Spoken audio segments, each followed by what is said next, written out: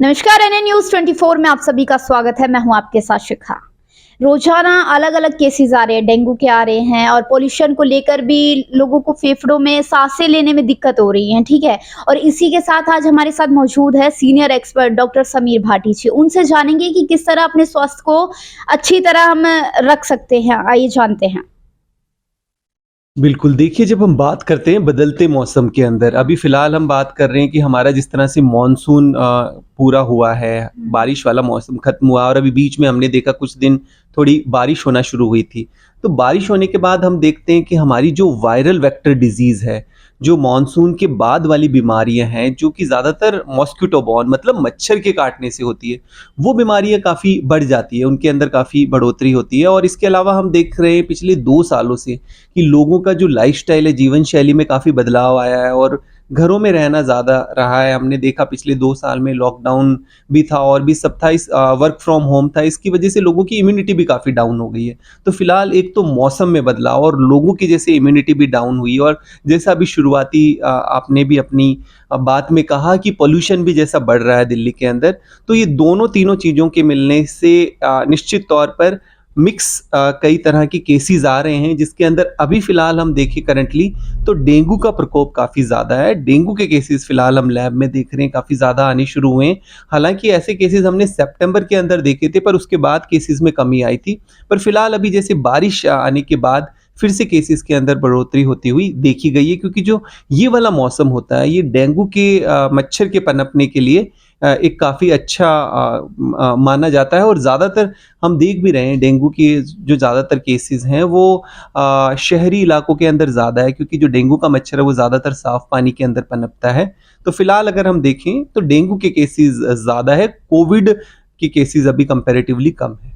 किस तरह से बच सकते हैं इनसे लेकर मतलब डेंगू से कैसे बच होगा, डेंगू का मच्छर कहीं भी पनप सकता है। अगर आपके घरों में पॉट्स हैं, गमले हैं और गमलों को आपने ड्राई नहीं किया हुआ है, उसमें पानी इकट्ठा है, छत के ऊपर किसी टायर या कोई ऐसी जगह पर जहाँ पर पानी इकट्ठा है, डेंगू का मच्छर हमेशा अच्छे साफ पानी के अंदर पनपता है। तो एक तो आप ध्यान रखिए विशेष कि इस तरह से पानी ना इकट्ठा हो। इसके अलावा एक चीज़ बहुत ज़रूरी है ध्यान रखनी कि आप मॉस्किटो रेपेलेंट मतलब जो मच्छर रोधी क्रीम होती है उसका इस्तेमाल करें आपके हाथों के ऊपर और गर्दन के पिछले एरिया के अंदर, इनके अंदर आप इस्तेमाल करें और इसके अलावा ज़्यादा ज़रूरी है कि आप फुल स्लीव्स के कपड़े पहनें। इन सब चीज़ों से आप काफ़ी हद तक जो है इससे आप बचाव कर सकते हैं और ज़्यादातर लोगों में देखा गया है कि अभी फ़िलहाल हम जिस तरह के पेशेंट्स देख रहे हैं कि आपको डेंगू हो गया है, तो आप डिफरेंशिएट नहीं कर पाते मतलब कि क्या मुझे डेंगू हुआ है या ये मौसम के बदलाव के कारण मुझे कोई प्रॉब्लम हुई है।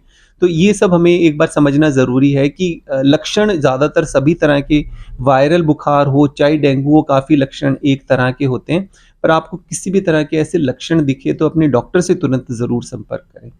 डाइट को लेकर क्या कहना चाहेंगे कि क्या डाइट लें ऐसे में मतलब बदलते मौसम को लेकर या डेंगू के उसको लेकर किस तरह की डाइट लें? बिल्कुल, बिल्कुल। एक तो सबसे मैं इसमें एक चीज़ और ऐड कर देता हूँ डाइट के साथ-साथ कि थोड़ा ज़रूरी है हमें टेस्ट कराने से पहले भी हम ये कैसे पहचान पाएँ कि हमें डेंगू है कि नहीं है। हाँ, लक्षणों के ऊपर बहुत ज़रूरी है ध्यान रखना। इसके अंदर हाई ग्रेड फ़ीवर तो होता है, जैसे आपको तेज़ी से बुखार आना। इसके अलावा इसमें एकदम तेज़ी से सर दर्द होता है, मांसपेशियों में दर्द होता है, हड्डियों में दर्द होता है वो एक काफ़ी इसमें कॉमन सिम्पटम है और आँख के पिछले हिस्से के अंदर आपको दर्द रहता है। इस तरह के कुछ लक्षण हैं। ऐसे अगर आपको लक्षण दिख रहे हैं तो डॉक्टर से संपर्क करें। कई बार हम सेल्फ मेडिकेशन अपने आप दवाएँ कुछ खाना शुरू कर देते हैं, ऐसा ना करें। डॉक्टर से बात करके दवाइयाँ लेना शुरू करें और एक इसमें जो सबसे महत्वपूर्ण चीज़ है वो अपना हाइड्रेशन का ध्यान रखें कि पानी की मात्रा शरीर के अंदर कम नहीं होनी चाहिए, इसलिए आप लिक्विड ठीक तरीके से लें। ओआरएस आप ले सकते हैं, नींबू पानी आप ले सकते हैं, आप जूस, फ्रूट जूस आप ले सकते हैं। इस तरह की चीज़ों का आप सेवन करें ताकि शरीर के अंदर पानी की कमी ना हो और जैसा कि अगर आप को इस तरह के लक्षण लग रहे हैं तो इसकी एक बहुत मामूली सी जाँच होती है डेंगू टेस्ट, वो आप करा के पता लगा सकते हैं कि ये डेंगू है या आपको सीज़नल फ़ीवर है और अगर डेंगू है तो डॉक्टर से संपर्क करें क्योंकि इसमें बहुत ज़रूरी होता है हम अपने प्लेटलेट काउंट्स मॉनिटर करें क्योंकि वो हमें रेगुलर बेस पे करने होते हैं। अगर प्लेटलेट काउंट फॉल करते हैं और गिर रहे हैं तो उस अवस्था के अंदर पेशेंट को एडमिट कराने की भी ज़रूरत पड़ सकती है। पर सबसे ज़्यादा महत्वपूर्ण है कि इसमें आपको डरने या पैनिक होने की ज़रूरत नहीं। लिक्विड्स आप जितना लेंगे अच्छा है, पर इस चीज़ का ध्यान रखिए कि कई बार हम कुछ ऐसी चीज़ें लेते हैं जिससे हमारा पेट डिस्टर्ब हो जाता है। तो कई बार ऐसी समस्या भी ना हो, तो हर चीज़ को आपको एक ठीक तरीके से ठीक क्वांटिटी में लेनी है। नारियल पानी आप ले सकते हैं, जूसेस आप ले सकते हैं, आप fruit juice, fresh fruit juice आप ले सकते हैं, नींबू पानी आप ले सकते हैं। पर कोई भी ऐसी चीज़ कि आपने अधिक मात्रा में ले ली और उसको और आपको और प्रॉब्लम हो जाए, स्टमक संबंधित पेट संबंधित कोई और परेशानी हो, तो उन चीज़ों को आपको अवॉइड करना है। हाँ, और इसके अंदर खास तौर पे डेंगू के अंदर कुछ वार्निंग सिम्पटम भी होते हैं कि ये जो मैंने आपको बताए, ये शुरुआती लक्षण होते हैं, पर कई बार पेट में दर्द होना, वॉमिटिंग आना, इस तरह के लक्षण भी अगर आपको उल्टी आ रही है, पेट में दर्द की शिकायत है, तो आपको एकदम से तुरंत अपने डॉक्टर से संपर्क करना बहुत ज़रूरी है। और डेंगू में कई बार देखा गया है कि शुरू के 5 दिन है जब आपको लक्षण आ रहे हैं, तो टेस्ट में तभी आएगा। कई बार आप उससे ज़्यादा 6th या 7th डे पे कराते हो, टेस्ट में आएगा नहीं। तो उसमें भी कई बार पेशेंट को कन्फ्यूजन हो जाती है कि मुझे डेंगू है या नहीं है। तो इस वजह से जब हमें ये पता है कि इस समय डेंगू के केसेस हैं, तो उस समय हमारा ध्यान पहले उसी तरफ जाता है कि हाँ, क्योंकि अभी डेंगू का प्रकोप है, तो थोड़ा-सा हमें उस तरफ ध्यान देने की ज़्यादा ज़रूरत है।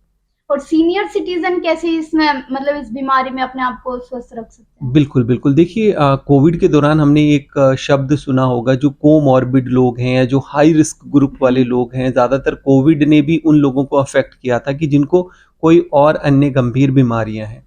तो जैसा आपने बात की सीनियर सिटीज़न हो या इन्फेंट्स हो, छोटे बच्चे हों, उन लोगों के लिए थोड़ा ये हाई रिस्क रहता है या प्रेग्नेंट वुमेन हो, गर्भवती महिलाएँ हैं, तो उन लोगों को विशेष तौर पे ध्यान रखने की ज़रूरत है। जहाँ तक सीनियर सिटीजन की बात है, सीनियर सिटीजन प्लस में जिनको कोई और अन्य गंभीर बीमारियाँ जैसे जिनका शुगर कंट्रोल ना रहता हो या उनको कोई लिवर या किडनी की पहले से कोई बीमारियाँ हो या किन्हीं का कैंसर का कीमोथेरेपी और इस तरह का कोई ट्रीटमेंट चल रहा हो, ये सब चीज़ें इन लोगों को विशेष तौर पे ध्यान रखने की ज़रूरत है। जैसा मैंने आपको बताया कि वो कोशिश करें कि हम इस तरह के इन्फेक्शन से अपने आप को बचा पाएँ, तो ये सभी चीज़ों का प्रयोग करना है जो मैंने आपको बताया, मॉस्किटो रेपेलेंट और इन सब चीज़ों का आप ज़रूर इस्तेमाल करें, ताकि आप मच्छर के काटने से अपने आप को बचा पाएँ। पर जैसे ही अगर फिर भी कुछ ऐसा होता है, आपको लक्षण आते हैं, तो उसमें आप देरी ना करें। कई बार हमें लगता है कि हम दवा खा के थोड़े दिन, तो कई बार जब इसके कुछ कॉम्प्लिकेशन आ जाते हैं, तब वहाँ पर प्रॉब्लम होती है। तो ख़ास तौर पे जैसे सीनियर सिटीज़न की बात की आपने, तो उन लोगों को ख़ास तौर पे विशेष तौर पे ध्यान रखने की ज़रूरत है। और सीनियर सिटीज़न को और जो लोग जिनको चेस्ट संबंधित पहले से प्रॉब्लम है,